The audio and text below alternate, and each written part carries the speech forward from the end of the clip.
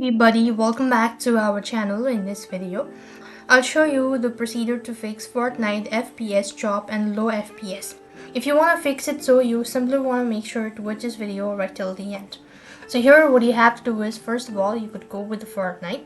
So what you need to do is verify your system meets the requirement to run Fortnite. Make sure that your computer meets the requirement to run the Fortnite. It's important before you try any of these steps below. Now, to verify the installation of your game file, navigate to the games in your library and click on the three dot icon or the right click on the game icon. Which you'll be able to see the drop down menu. So from there you simply want to go ahead and click on manage. So depending on the size of a game, it may take a few minutes to verify all your files. Once it's complete, click launch to start your game. That should be able to help. If not, you could also perform low graphic.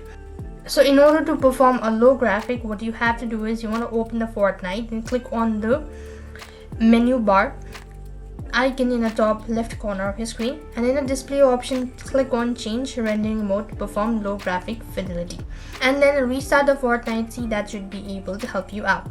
Likewise, the issue still persists on, then you could also save hard drive space. That means open the Epic Games launcher, then click on the libraries tab and locate Fortnite and click on the three dot next to it.